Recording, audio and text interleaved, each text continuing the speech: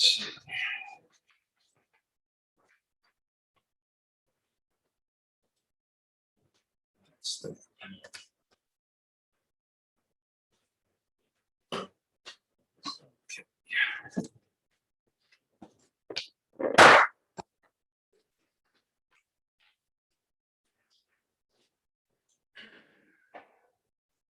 morning. It's 9 o'clock, 9:01 actually.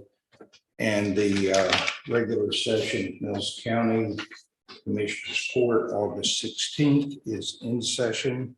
If y'all would join me in standing for the Pledge of Allegiance and prayer. I pledge allegiance to the flag of the United States of America and to the republic for which it stands, one nation, under God, indivisible, with liberty and justice for all. Thank you. Commissioner Williams. Dear Heavenly Father, be with us today as we do the business of Mills County. Guide us and direct us in our actions and be with all those who are sick. Bless this rain that you have bestowed upon our county. In Jesus' name we pray. Amen. Amen.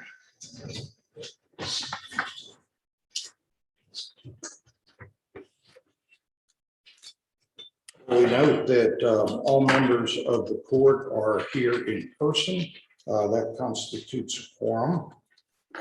First item, actually the second item on the agenda is the review of minutes of August 9th. I reviewed them. Ms. Scott, I had the one comment. I think it's a typo on about the last line where we're let me find it.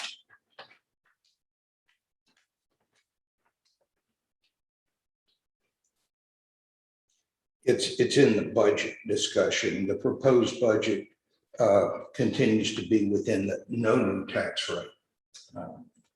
We missed a word there. That's the only comment I had. Are there other comments or corrections on the minutes?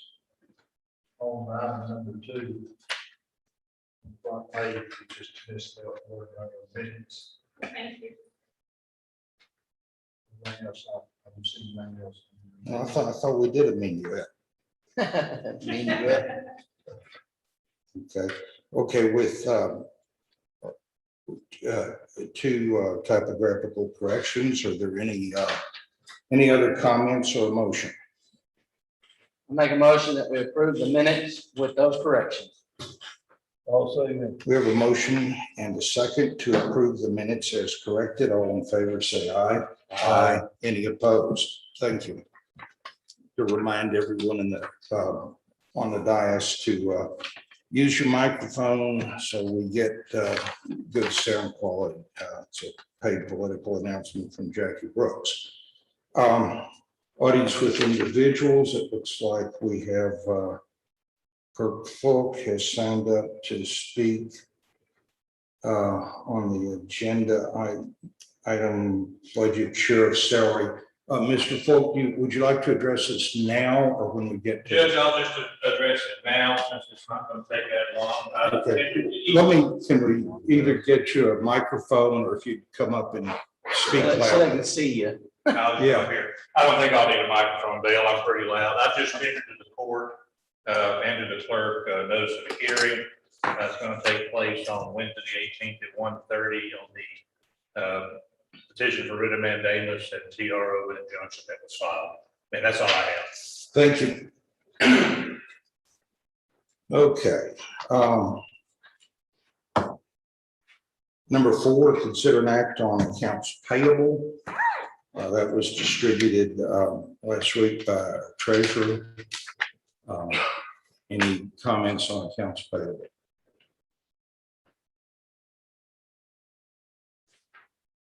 Make a motion to approve the accounts payable. Motion to approve the accounts payable. I will second it. Any further discussion? All in favor say aye. Aye. Any opposed? Accounts payable approved. Discuss, okay, this is the monthly departmental reports. Hamilton EMS report did not get in time for the package to prior meetings, so here it is. This would ordinarily be just a consent agenda. There's no real story here. 80+% of the calls continue to be within the specified average in the contract. And typically, I don't have any specific call information, but typically the delayed calls have been on the far west side of the county, or when there's multiple calls going on at the same time. So, no, any questions? I don't see, I do see Wesley Alexander, our EMS director, is on Zoom if you want to ask any questions. Otherwise, I would move the acceptance of the EMS report. Second. Motion and second to accept the monthly EMS report. All in favor, say aye. Aye. Any opposed? Thank you.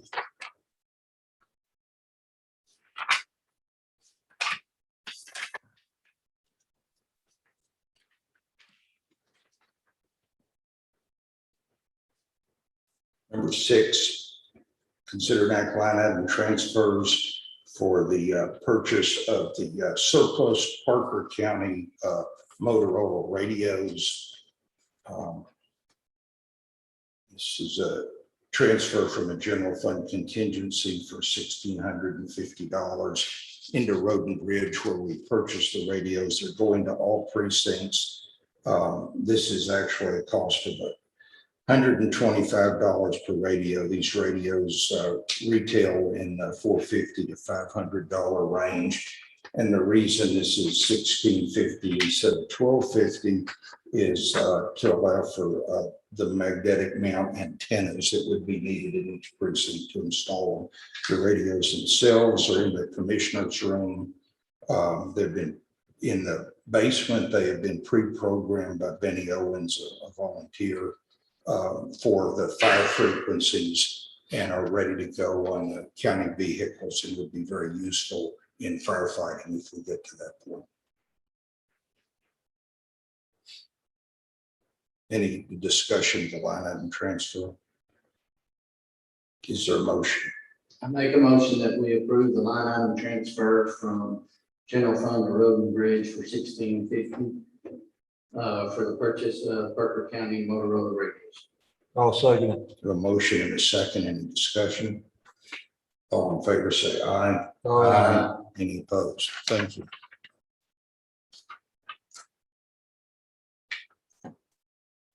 Number 7 is approve the interlocal agreement from Bell County Indigent Health Services. We have Ebony Jackson of Bell County Indigent Health on Zoom. I'll tell you, this is they provide the administrative services. This is an interlocal agreement actually that we've approved in the past. And I'll just turn it over to Ebony at this point. Good morning, Mills County Commissioners Court. Thank you for having me. I'm not sure if I need to share my screen. Do everyone have the reports that I sent to Ms. Brooks? Yes. The reports that you sent us have been included in each commissioner's package, so everybody has a hard copy. Okay, wonderful, great. So I ran a couple of reports so you can see how we have administered the Mills County Indigent Healthcare Program. As you can see, we had a pretty great year. Last year, we spent approximately $86,000. This year, we spent $19,000. We have 40 unduplicated clients that are on the program. Last year was about 48,000.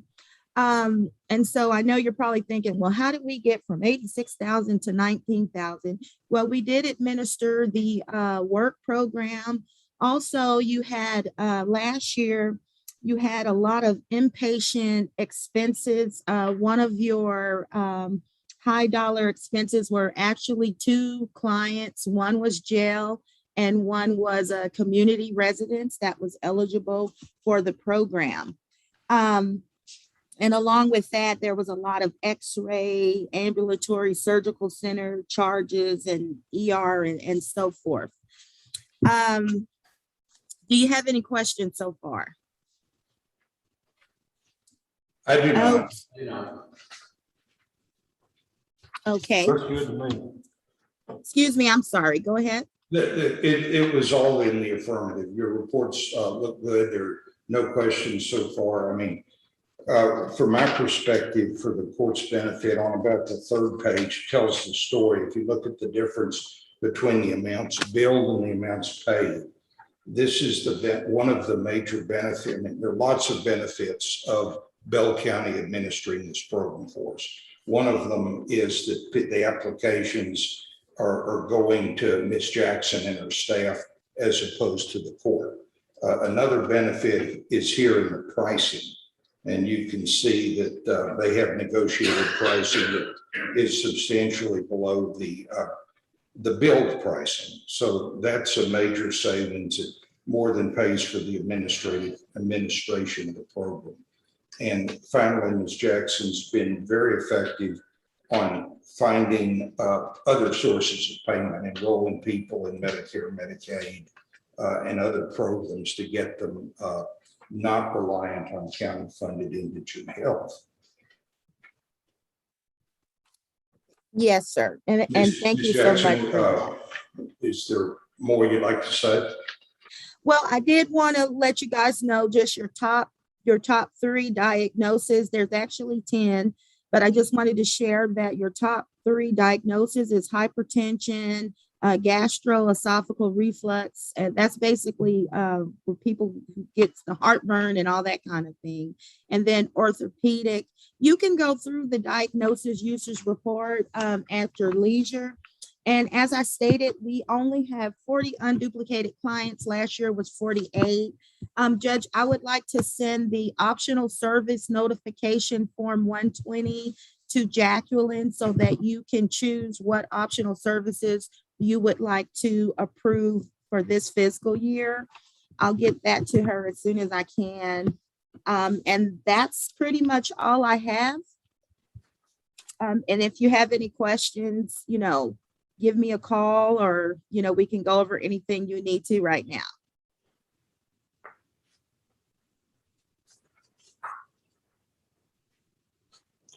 Any questions from the court? Well, I'd move a continuation of the use of Bell County Indigent Health Services to administer the county's indigent health program. I'll second it. A motion and a second. Any further discussion? All in favor, say aye. Aye. Any opposed? Thank you. Thank you, Ms. thank you, Jackson. Ms. Jackson. Thank you kindly.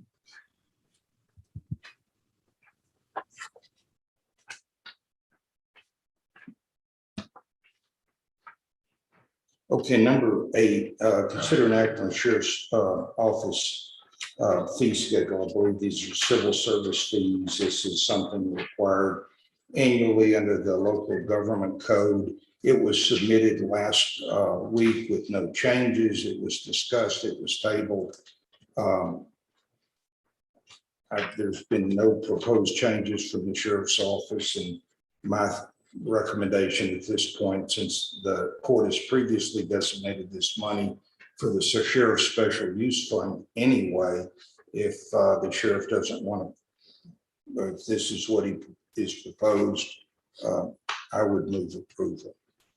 Yeah, I did some research, called around in some of these other counties and stuff, and most of the other counties are the ones that are below us, Judge, are going up to the same scale that we are. So this year, so we really might consider this next year on increasing these, Okay, in the fact that, but this several counties are going up, because if you look at the sheet that you gave us, I thought some of those are below us, and they're all looking at raising theirs this year. So we might want to consider that next year. So was that a motion you made? yes, there's a I'll second motion the on the motion. floor. We have a second. Any further discussion? All in favor, say aye. Aye. Any opposed? Okay. Number 9, consider an act, possible action on outdoor burn ban. We've had this on the agenda all month.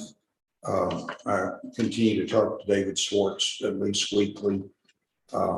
He's pointed out, and I've shared, that I believe all of the surrounding counties, I think I sent that information to the court separately, have a burn ban in place. Most of them have put them on in the last 30 days.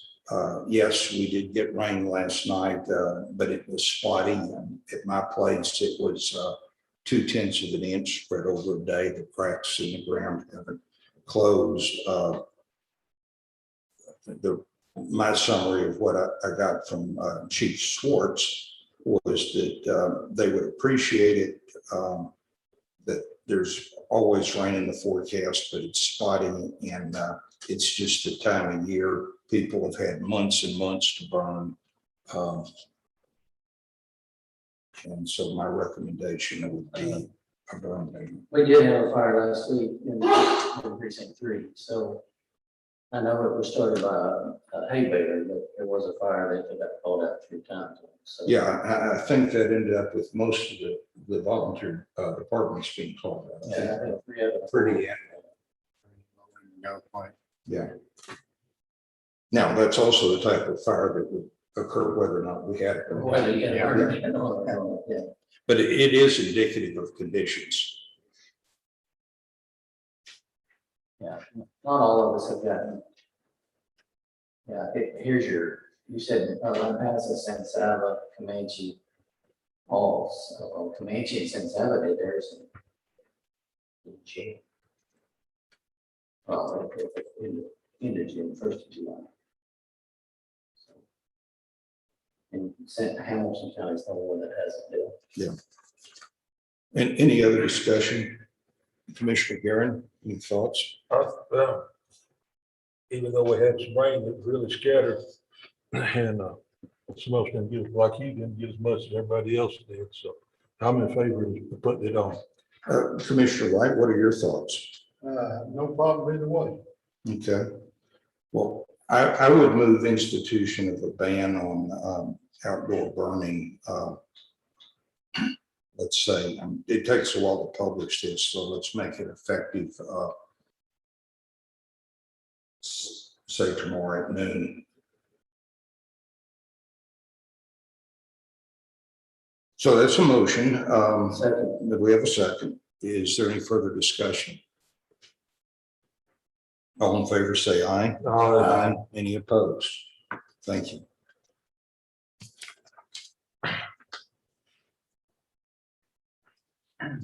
Okay, consider an act on special, actually, we have a number of election matters here.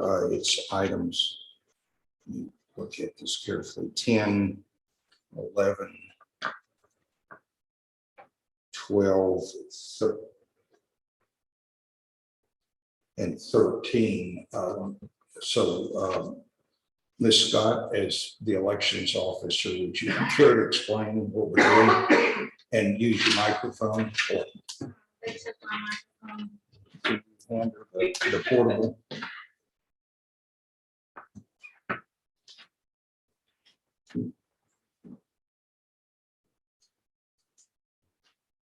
Can you hear me? Is it turned on? Yes, it has a green light. There you go. Okay, there's the order for special election. Even though the governor ordered the special election, they still recommend the commissioner's court should, it's a should, not a shall, pass the order of election. There's the action to combine the polling locations of 2 and 4, which would be at the Fellowship Baptist Church, and 9 and 11, which would be at the First United Methodist Church and the Family Life Center. This is something that we've done in the past for this type of election. It's approving the election judges for the 2021-2022 election cycle. And I never did hear back from Pretty, so the Pretty item can be tabled. Are there any questions from the court for Ms. Scott?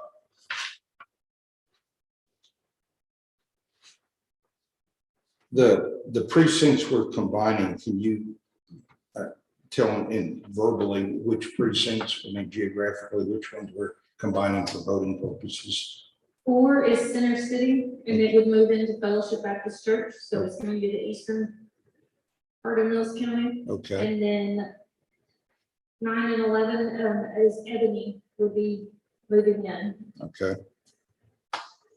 And those are fairly low turnout precincts, is that the logic? Yes. Okay.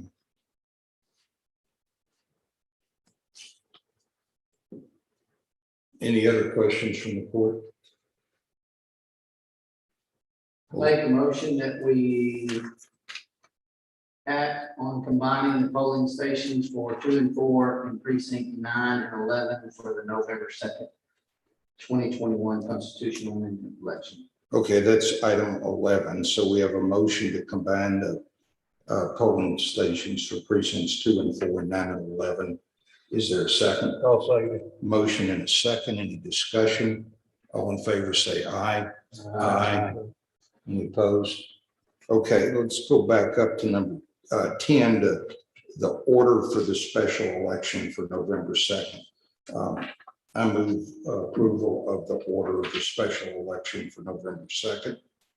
Second. There's a second. All in favor, say aye. Aye. Any opposed?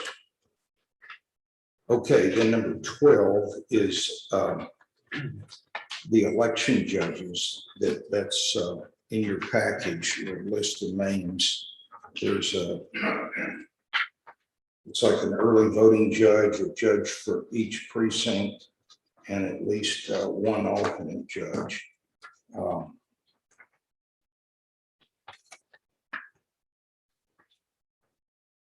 I'd move approval of the designation of the election judges for the November 2nd election.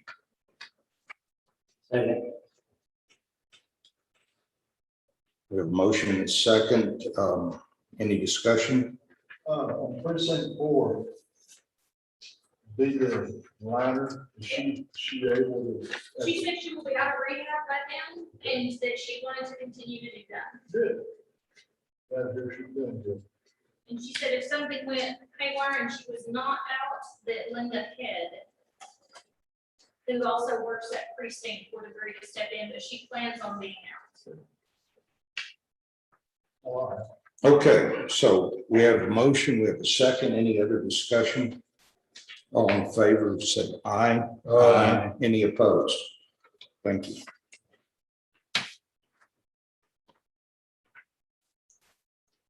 Number 14, this is something new.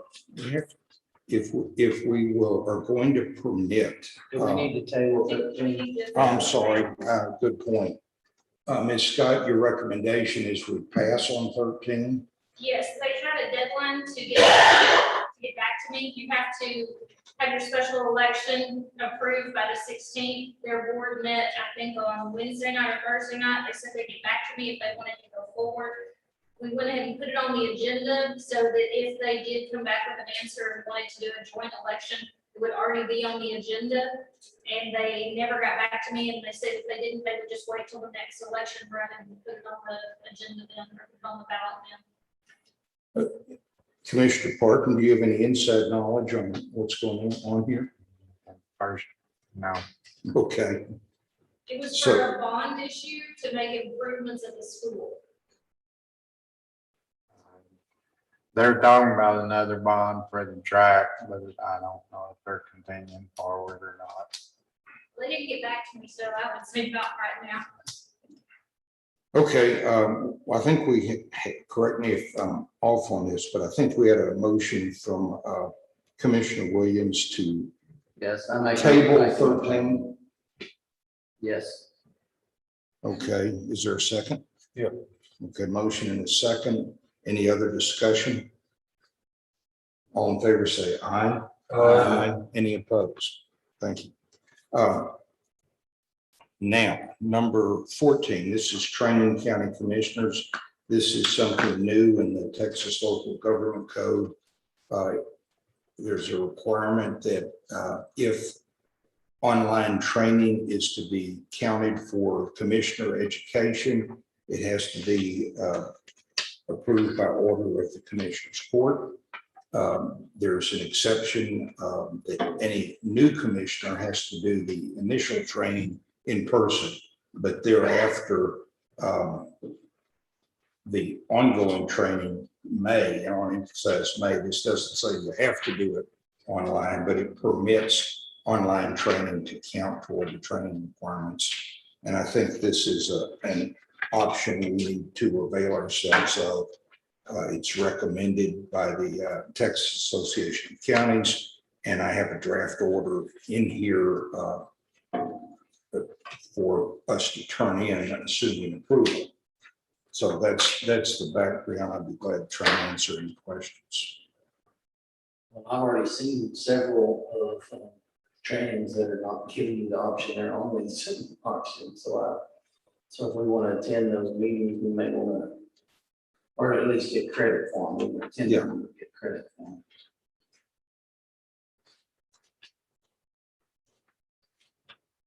Well, I move approval of the order authorizing online training for county commissioners. I'll say that. We have a motion and a second. Any other discussion?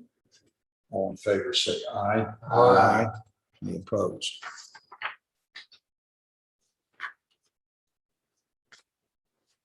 Okay, number 15 is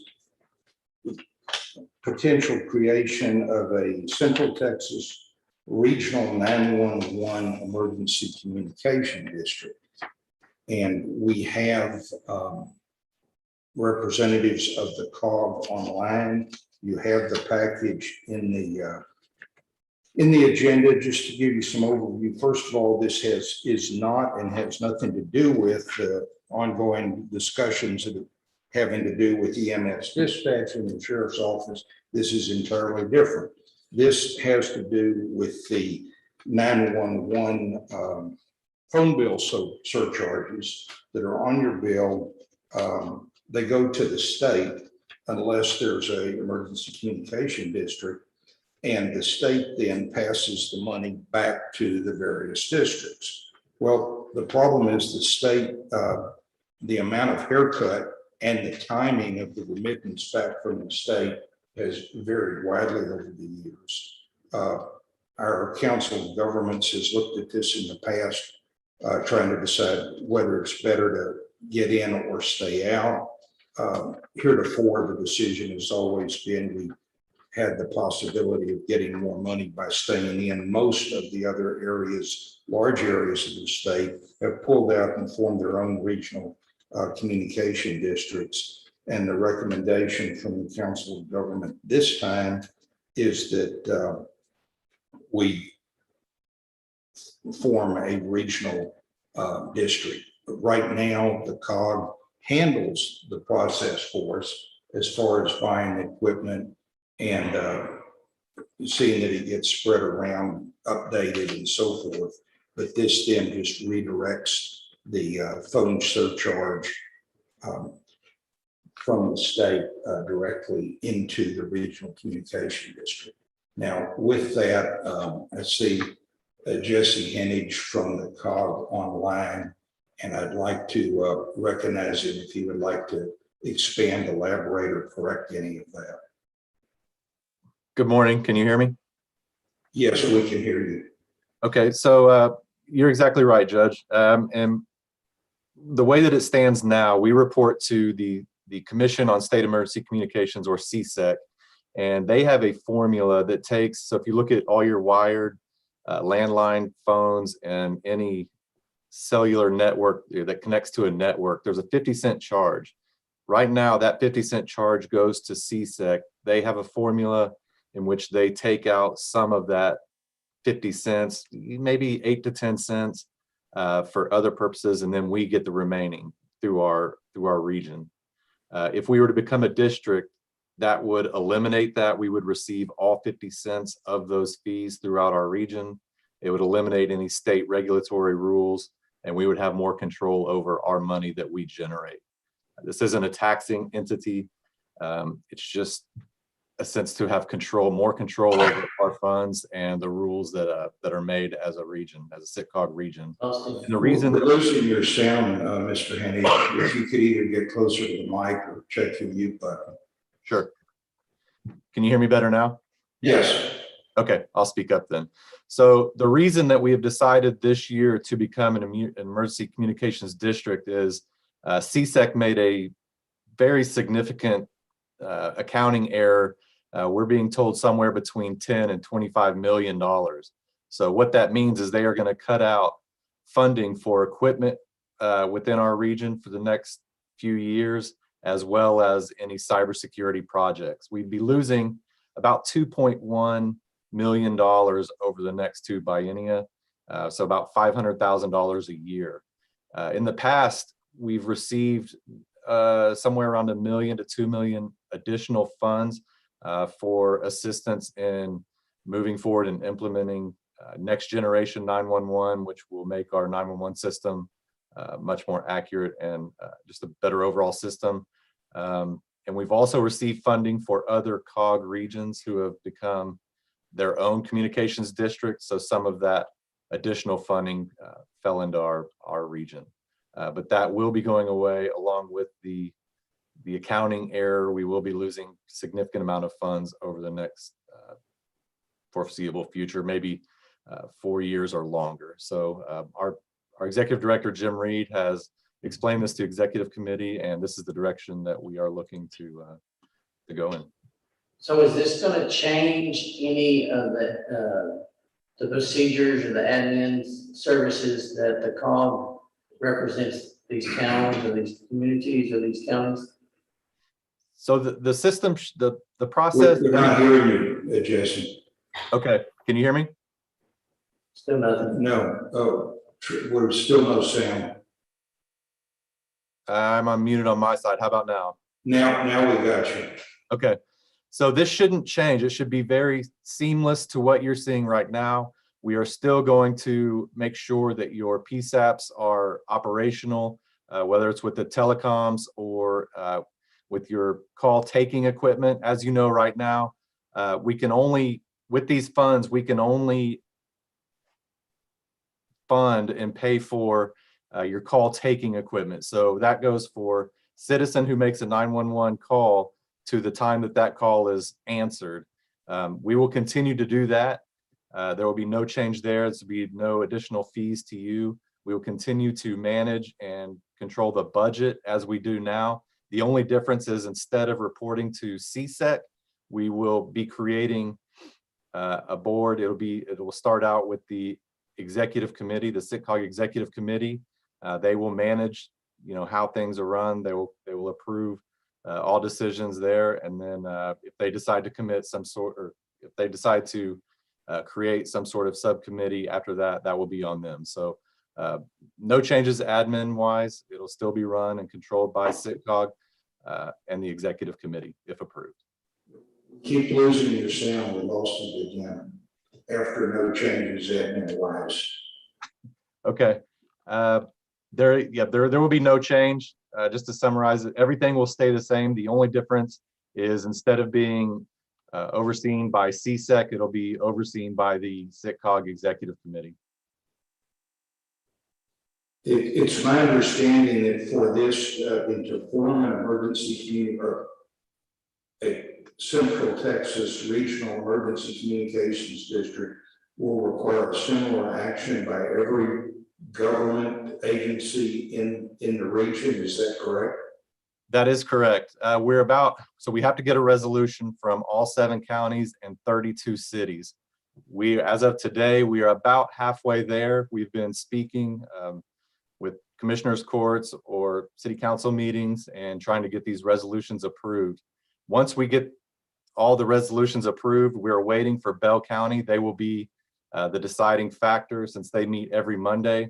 So once we have 38 resolutions ready to go, Jim Reed is talking with CSEC. He is also working with my staff to determine when financially will be most beneficial for us to leave CSEC. So right now we're just kind of going around the district trying to help out where we can to get these resolutions passed. And once that determination has been made, we will ask Bell County to pass their resolution, being the final resolution.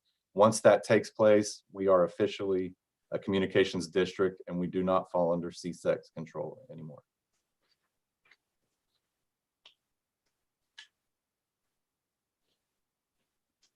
Questions from the court?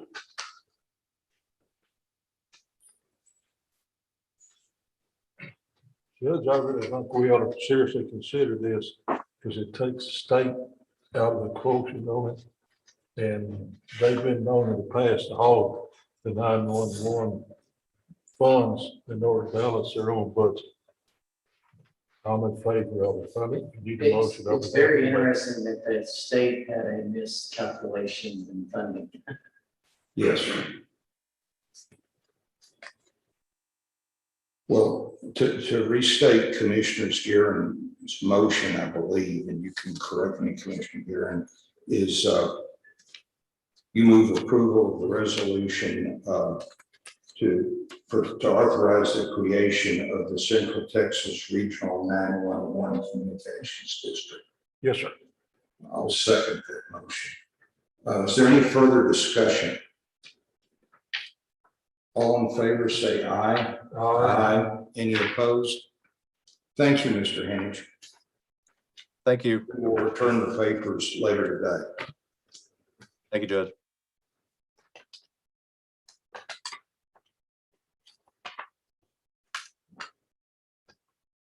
Okay, let's, Corey, if you indulge me, let's talk schedule. We have two remaining significant items on the agenda, not counting reports and requests. That being the discussion of the law enforcement budget and a closed session with counsel that is tentative, that is scheduled for 10 o'clock. So what I propose to do is we can either talk about law enforcement budget for about 20 minutes in recess for going to closed session and then come back and pick up where we left off. Or we can go through commissioners' reports and requests and then recess for maybe 10 minutes and meet in closed session and then the law enforcement budget discussion. What's the court's pleasure?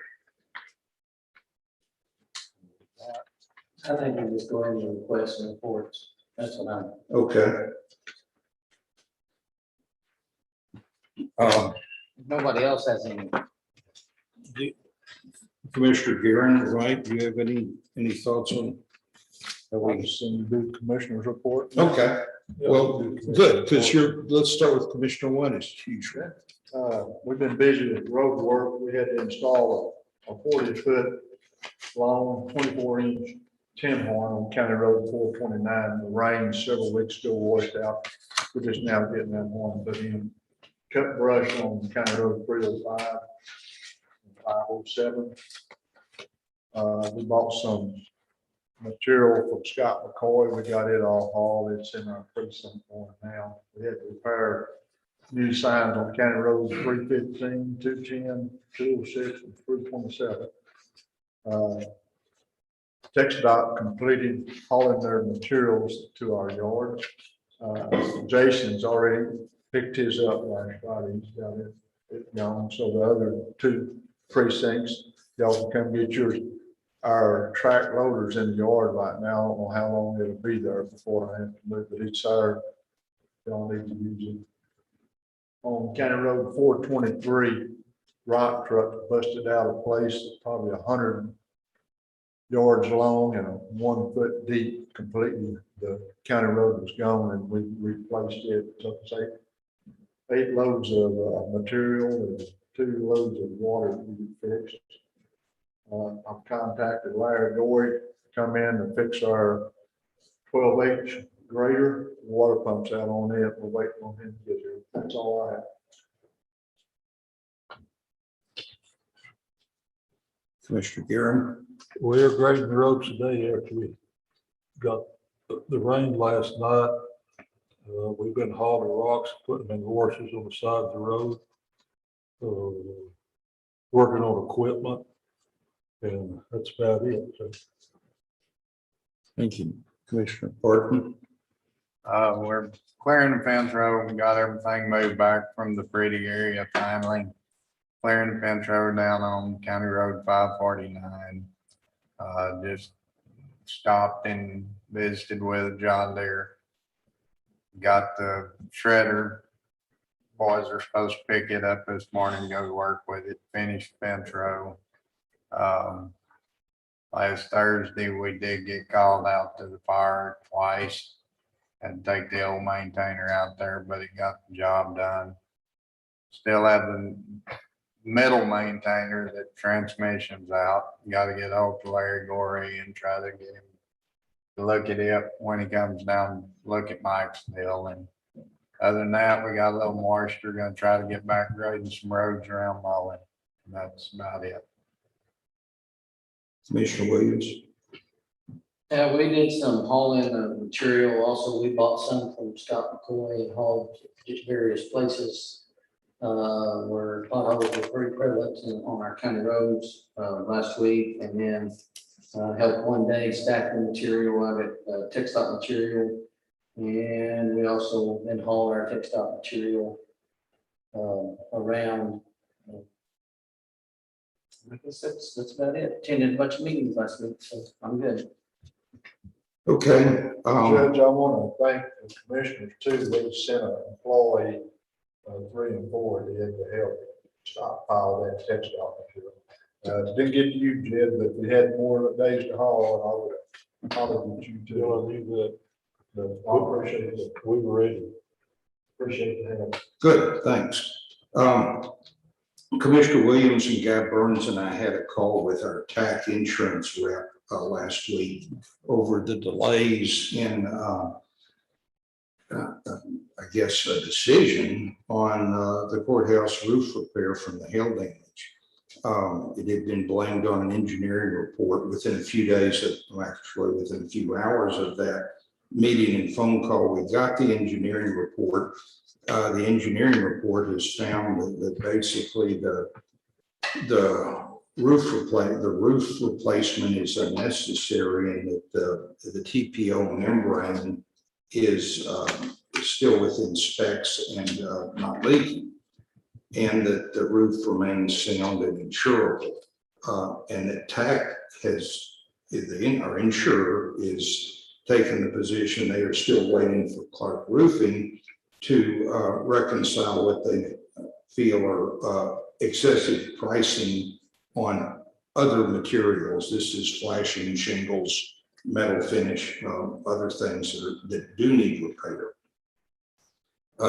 Clark had been deferring action on that, trying to argue for the replacement of the whole roof. And so the net result was it was going nowhere.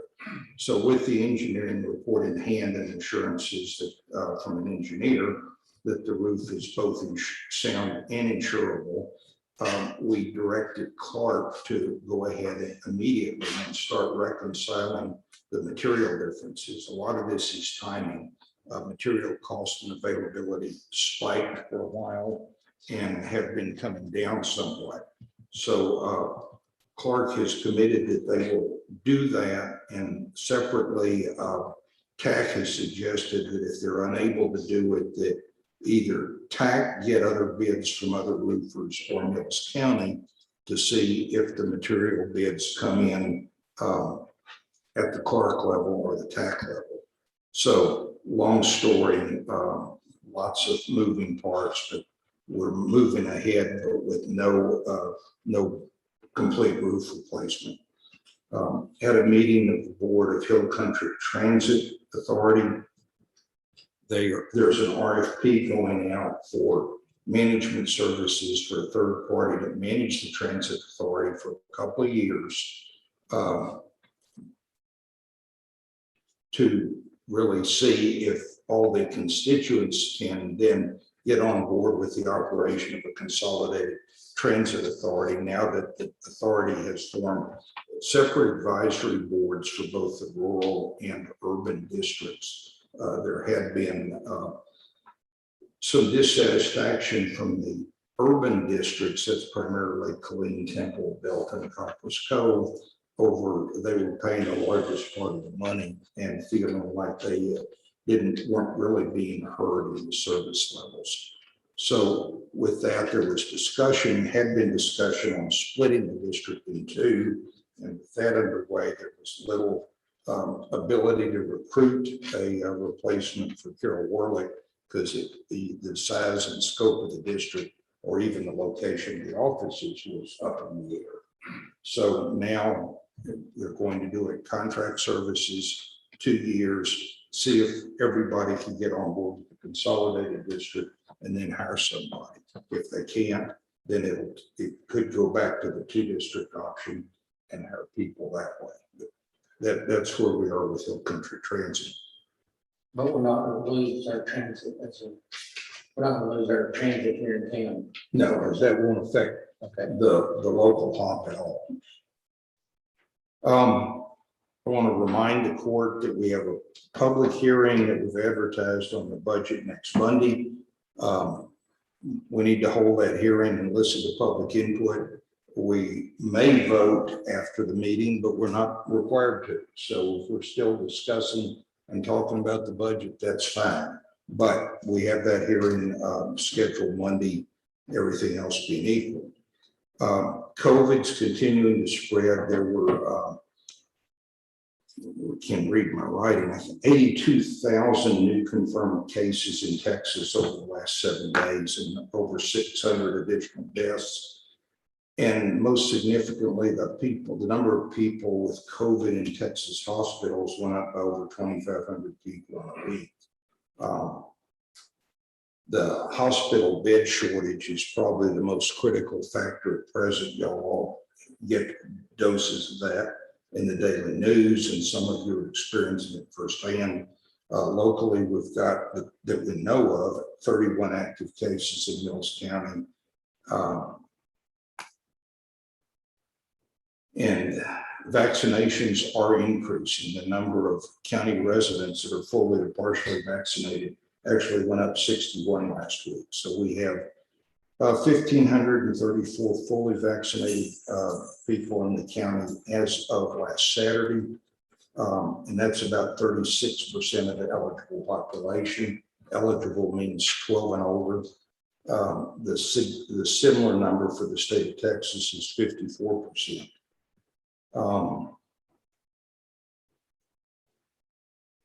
Want to just re-emphasize that all the headlines and litigation we're seeing over local mask requirements are not about the effectiveness of masks or disciplines, or distancing or hygiene. It's about politics. It's about state authority, local versus local authority. And this is just going to go on for a while, and all we can do is encourage people to do what they think is appropriate legally. So with that, it's 9:49. What we'll do is we will call a recess. We will reconvene in closed session at 10 o'clock in the grand jury room pursuant to Texas Government Code 551-071 to discuss pending litigation with counsel. And following that discussion, we will reconvene here in public session in this courtroom and live on YouTube and so forth for any action that needs to come out of that, plus the discussion of the law enforcement budget. So with that, we are. Judge, I may have missed it, but there needs to be a motion and a vote to go to closed session. Okay, you didn't miss it. I didn't state it. I would move that it, following our recess at 10 o'clock, we reconvene in closed session pursuant to Texas Government Code 551-071 to discuss litigation with counsel. I'll say that. We have a motion and a second. Any other discussion? All in favor, say aye. Aye. Any opposed? Okay, We're in recess.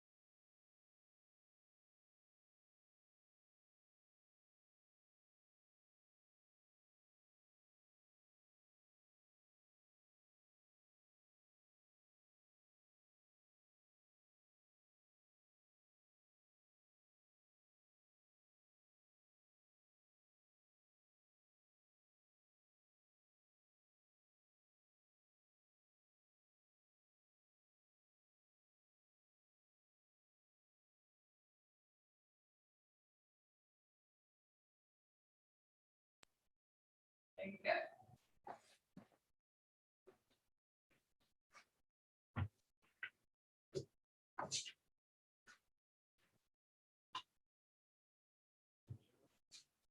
It's once somebody got me from Bradley, so I have to drive up there. Not those kind of kids.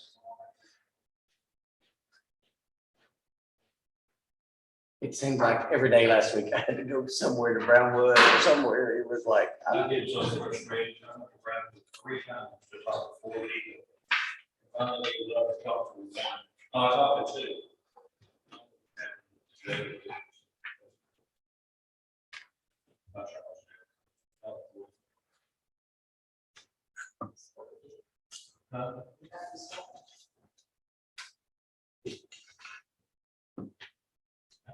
Sonia, Yes. you got Sarah moved in Saturday. We got her moved in. I saw the picture on Facebook. It's a long day. Can you I'll show tell me you, this? it was a lot easier moving Jacob than moving Sarah. Say that again? It's a lot easier moving in Jacob than Sarah. This daddy was having a hard time. You what? I was having a hard Oh, you were. time. Like,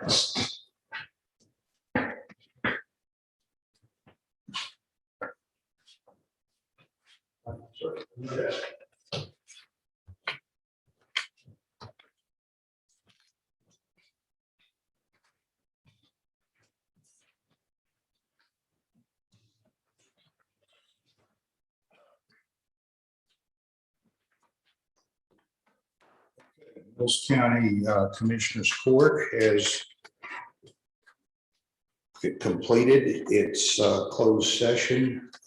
We are back in regular session. And item 17, I would move the retention of the Haynes Law Firm and the Allison Bass Law Firm at their customary and usual rates to deal with the pending litigation. I'll second it. We have a motion and a second. Is there any further discussion? All in favor, say aye. Aye. Any opposed? Thank you. Next item and the last item on our agenda is discussion of the county budget for the upcoming fiscal year. As we discussed, we're taking this in bite-sized pieces. What I've provided in the material to the court is the law enforcement budget. Go through some of the highlights. We have representatives here of law enforcement that if there's questions as we go. I'm afraid my papers have been shuffled, so I'm not sure I'm in the same order y'all were in. There's a scatter diagram or chart that shows the calls to 911 over the last several years. It looks like 3 years maybe. And you can see that we've seen a growth in total calls for services to 911. The lower chart, and that's really not germane. The lower dots are the component of that that's EMS calls, and it's relatively flat. But the message here is the increase in the calls for law enforcement assistance in the county. Also in your package, you've got a summary of the law enforcement budget. It's really in 3 pieces. There's the receipts budget, there's law enforcement, and then there's jail operations. And it shows the actual expenses going back to the 2016, 2017 fiscal year, walks it forward through 17, 18, 19, 19. The amended budget for 1920 in 2021, and then the actual 10 months through July of this year. And then the last column on the right is what's in the proposed budget for 21-22. There's a table in there of employees And it shows for 1920, 2021, 2022, law enforcement, jail in total. And let's see what else I got. Oh, there's just a high level summary that I think will help with it. As we talk about it, that we look at this. My general comments was, I think revenue was under forecasted and what was initially turned in. The expenses only increased about 3% in the proposed budget versus the current year budget. The budgeted positions that were actually turned in are down slightly. The law enforcement and jail usage based on monthly reports has been trending upward over several years. And that the submitted budget does not appear to address any changes over dispatching. It's been the subject of discussion. On the revenue side, I just want to point out that the budget that was submitted only forecast revenue of approximately $82,000. That it just jumped out at me because in the 10 months of the current fiscal year, the revenue is $426,000. Looking back over the last 3 to 5 years, it's generally ranged in the $400,000 to $500,000 range. And that's why you see the proposed budget have a revenue number that is more reflective of what we historically get. I tried to dissect it to see why the revenue was forecast so low. And the two biggest things was there was no forecast for payments from the city of Goldthwaite.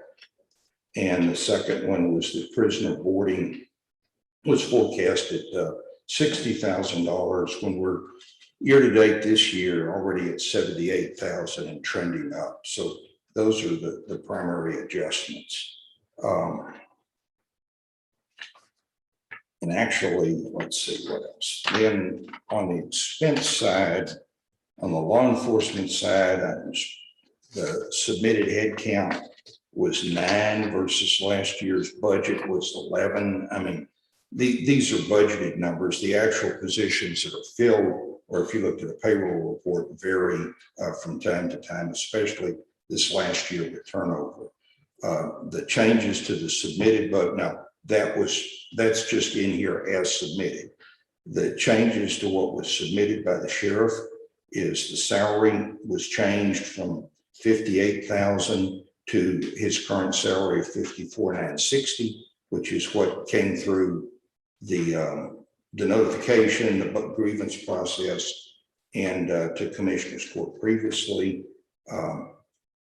That probably should lead to a downward adjustment in the chief deputy to stay below the sheriff's salary, but that's not in these numbers right now.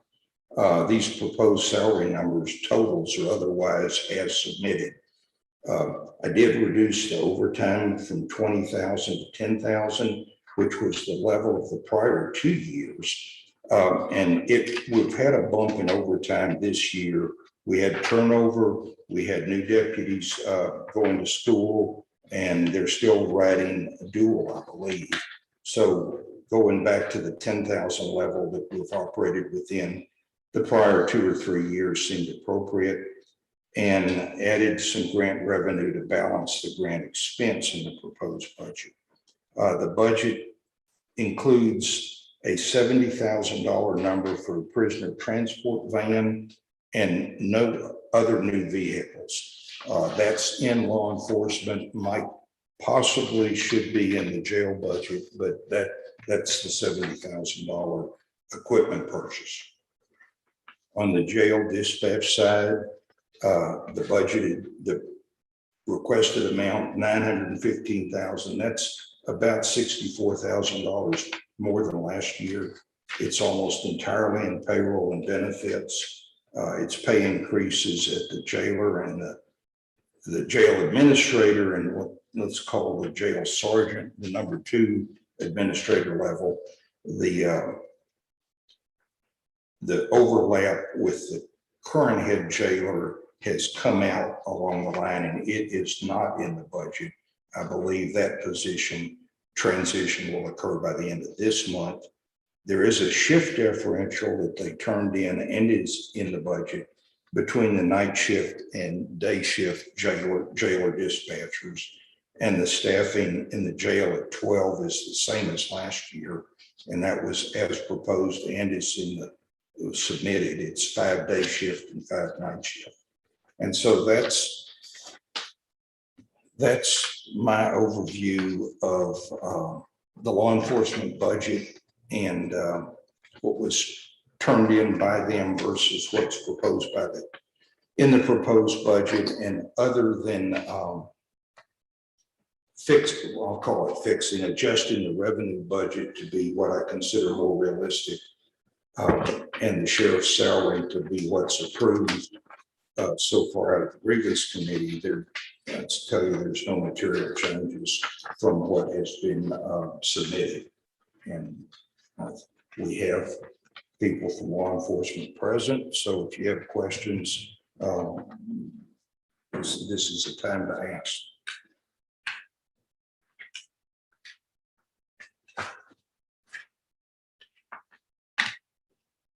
One question I have is, what's on the, I don't know who wants to answer this, technology 0700 is $44,000. What kind of technology are we talking about here on this increase? Versus 38,000. So what you're talking about there is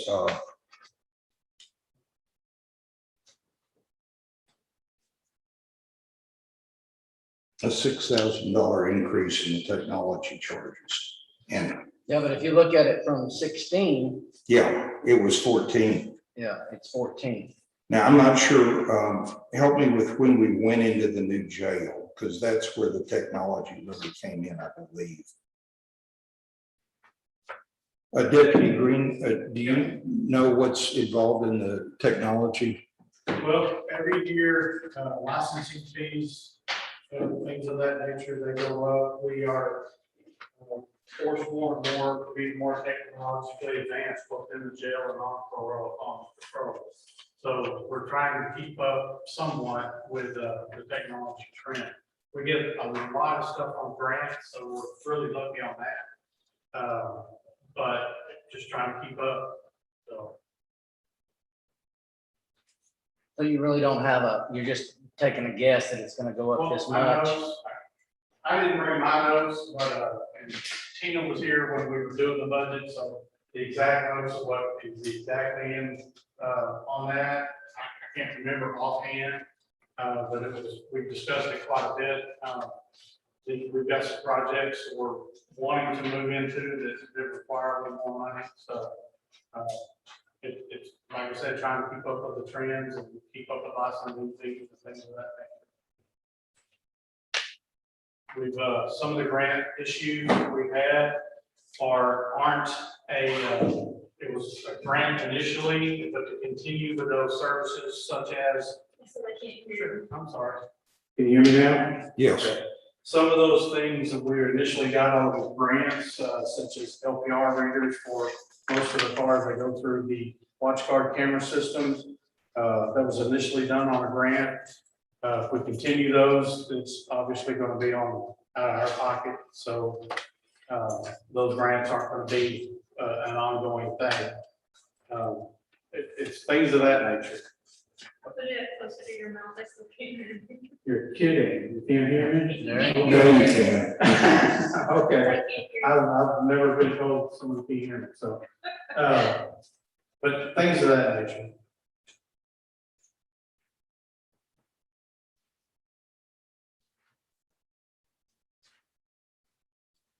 And then I have a question on, explain the use of the $70,000 piece of equipment we're gonna want to buy a van. Yes, we're looking at an 8 to 10 passenger van, at least 3/4 time, hopefully one time. And of course, the equipment that has to be installed for our prisoner transport, there are regulations, we've got to be able to secure the prisoners inside safely.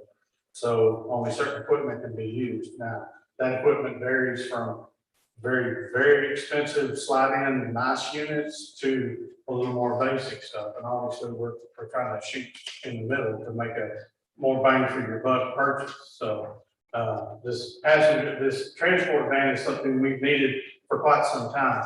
We will be bringing, as we've always done, bringing multiple prisoners to the jail. In the past and up until recently, we bring those prisoners up to maybe 3 at a time in multiple patrol vehicles. So something we're wanting to move into, number one, is to conglomerate these people into one vehicle, and also to have a jailer bring those people to the courthouse and sit with them, because our deputies have other duties to do as far as being on the street. They also have court security to take care of, and things of that nature. Previously, it's been, we've set the inmates in the back of the courtroom and we just kind of watch them out of the corner of our eye. Well, that's not horribly safe. So we would like to have a jailer with them at the time and also transport them back and forth at the same time. And also to go get, we still have to pick prisoners up from all over the place. Right now, especially, these transport companies we usually use won't transport. They'll fly them at a horrible expense. We've got one in California we need to go get, but these transport companies won't touch them to drive them back. So they want to fly, and that's, I think, it was like $12,000 or something crazy. Because of the COVID. Do we usually have 8 or 10 people that need to come to court at the same time? Not always, no. But there's no sense in buying a very small vehicle when a passenger van costs the same. And Yeah. that will last for a long time. I hate to be for spending money, but this to me seems like a worthwhile, I don't know if 70,000 is the right number, but it seems like a worthwhile purchase for several levels. To use a van for prisoner transports versus a much more expensive squad car. To use jailers instead of deputies. And I think it gives the county some long run flexibility, and this is important. If we decide that we choose not to operate the jail, this is just hypothetical, this is not, I'm not proposing it. But if we decide to be like a San Saba or a Hamilton, what you end up with is booking people in to the law enforcement center and then having to move them to a regional jail somewhere, whether it's Brownwood, Gatesville, somewhere else, Lano. I don't see that happening. And so too much in the jail. Well, I can see that. And if you look at how much it costs to run a jail, I'll never say never. that it gives you that flexibility. And the big cost isn't the van. I think it's what was referred to as the insert. Correct, that costs about as much as the van does. We can get the van through, where we normally get our patrol vehicles through. The Sheriff Association of Texas has got a procurement program where everybody puts in bids and they've got the vehicles down pretty reasonable. We can get the van through that at a lot better cost than we could just go to a dealership and get it. But yes, the insert is the expensive part. Like I said, now. It's a new van, it's a new van? Correct. So, I mean, theoretically, it's a little bit like the back end of an ambulance, that if we wreck or tear up the van, you can, or wear it out, you pull out the insert, and you stick it in another one. Now, that's a lot of assumptions there, that they haven't changed the interior and exterior dimensions of the van. Yeah, these would be essentially full-size vans, not minivans, so. And it's also a purchase that would go, I mean, this vehicle in particular is not gonna get 1,000,000 miles on, like a patrol vehicle, we'll hit 100,000 in no time. This van won't be that, we'll have it for an extended amount of time. It's not gonna be on the road every day, just hitting it all the time. Is there a reason to budget it in law enforcement versus jail? I don't know that it would, no, It wouldn't matter to you guys. no, either way, it doesn't matter.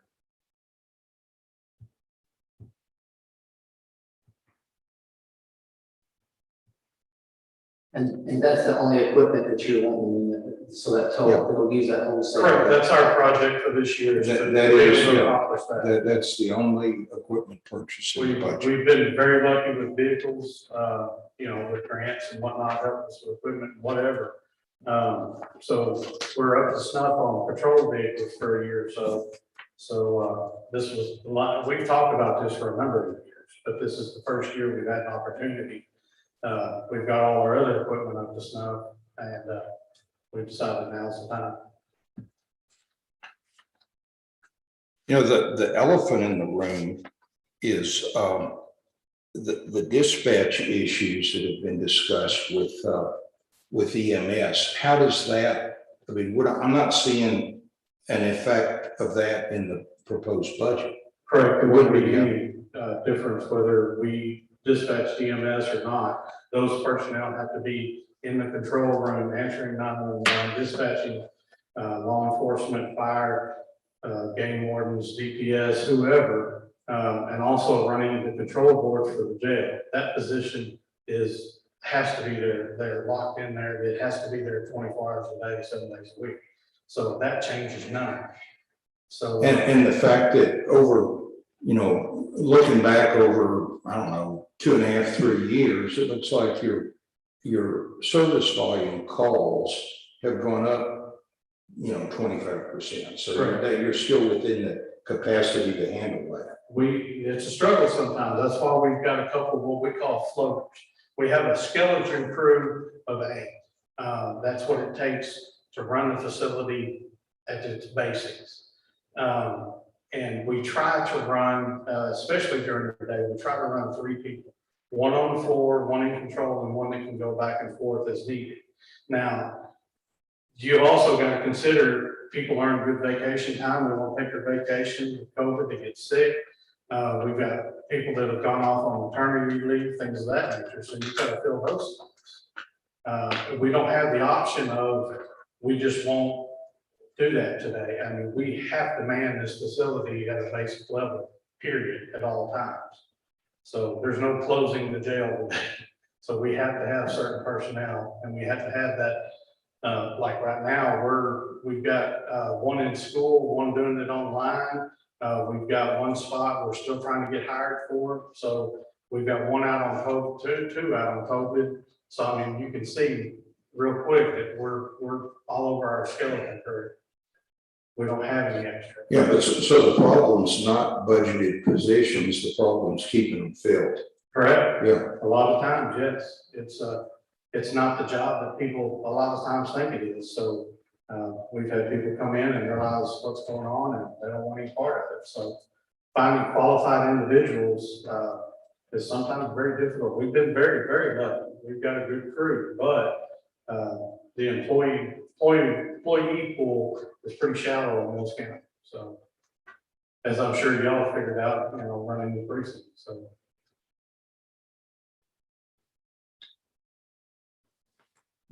Other questions for Chief Deputy Graham? I have none, about this time. Well, I got one for you, Judge, I guess. Okay. On the first page of the budget that you gave us. Yeah. The recap of budgets and receipts. Mm-hmm. We got law enforcement special use fund. It went up to 15,250. Let me find that. It's actually on, no, it's not, it's on the actual budget you sent us, not what you sent us. It's gonna be on that Okay. front page. Yeah. Is it account 340? Okay.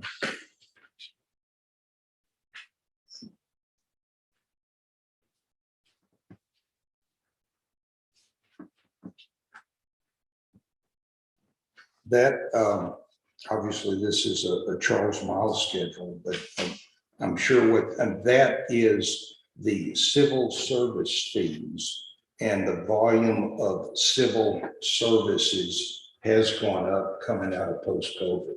That's a revenue line that they collect from serving Well, it's the budget, and it's the revenue items, the pricing list, we just. I was just curious why such a big Yeah, it's, increase, and it hasn't done that over the years, and so. yeah, You're it's, right.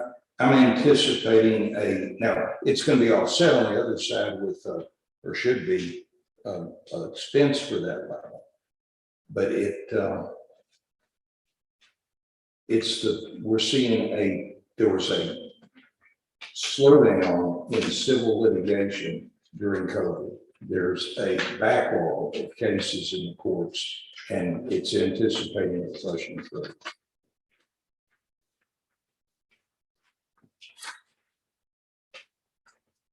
And then the next one is the Sheriff's Forfeiture Fund.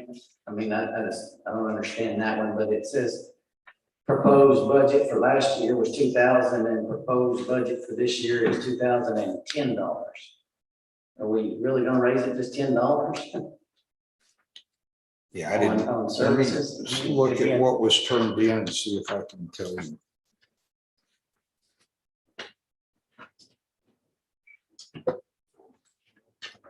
Cost is nearly double that.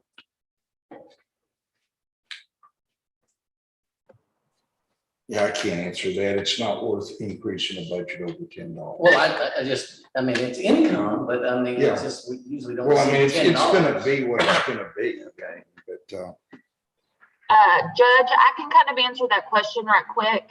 okay, The $10 falls into the line of the interest income. That's just the interest we make on the bank account. Gotcha.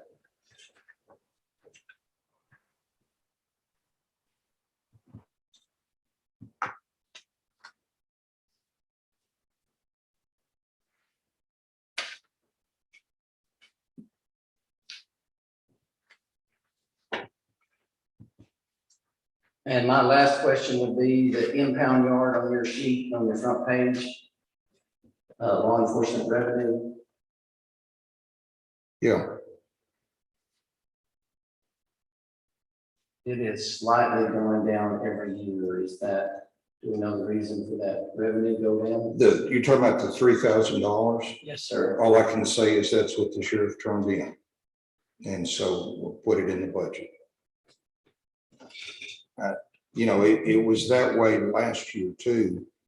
And No, I mean, this year, it's, Yeah. 10 months, we're only at $700. Yeah. So we're way below what we're expecting on that revenue. well, Do you have any clue to why that's so low, Deputy? It's, you can do not.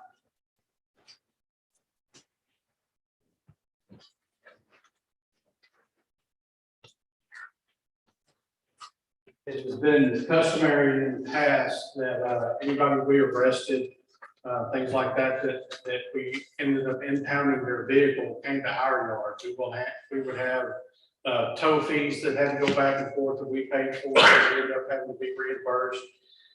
We would charge us a certain fee to house those vehicles. But over the years, we've changed to where the tow company keeps those vehicles. They take them, they deal with all that fun stuff. The only vehicles we really keep in our impound are those that are going to be seized or of some evidentiary value. Over the years, that hadn't been a whole lot, but we still have to pay the tow bill. We get that reimbursed. It's an amount of money in there just to make sure we can cover tow bills and things like that. It's kind of a wash when it comes out because we end up selling these vehicles. That's one of the things that comes out of the sale price is reimbursing that. Or if the person ends up getting the vehicle back, they still have to pay the tow bill. So it's kind of it's a wash, but there needs to be something there to make sure that's funded. do they have to pay us the impound fee when it's impounded in your evidence yard?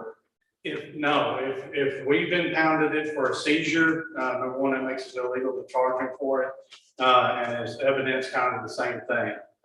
They want their vehicle back, we just won't let them have it. So we don't generally charge on that. Now, before, when we were arresting them, there's certain rules you gotta follow on that. But yeah, we could charge an impound or impound fee.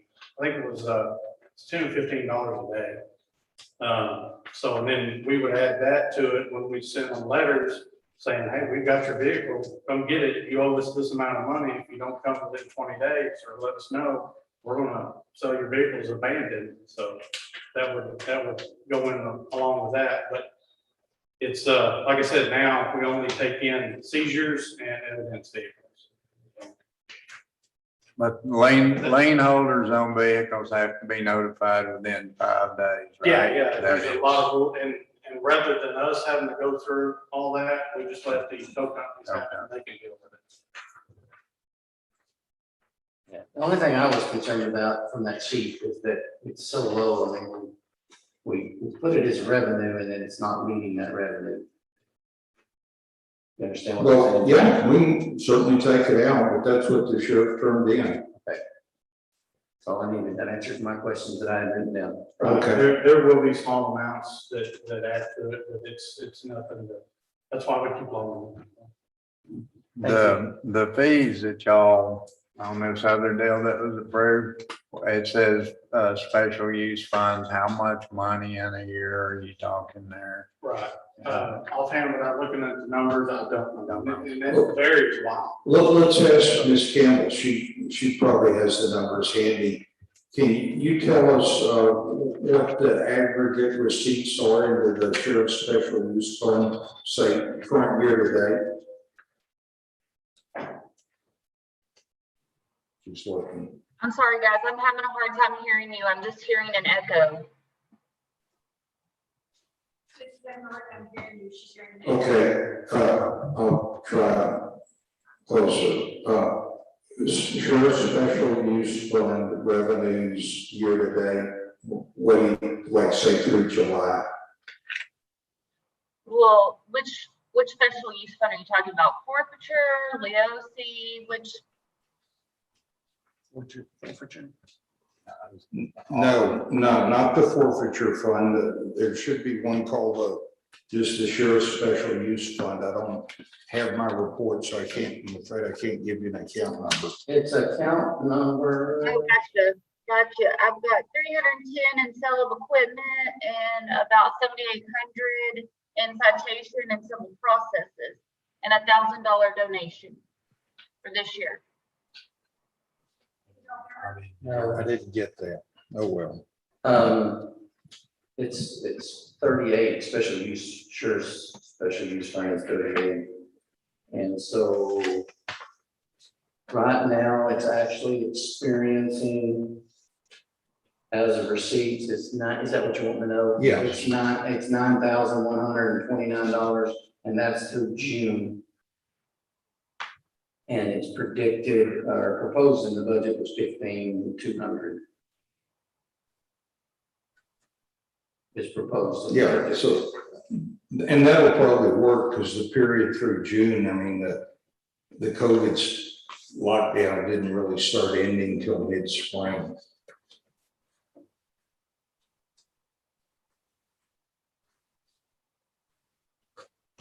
Is that what you wanted, Dale? Well, that's expenditures, I was just. No, that's deposit, it's receipts. Yeah. That's how much they collected for those fees. So this is actual right here. So not So that's what they've got as of June in that account. 13 to 15,000 a year.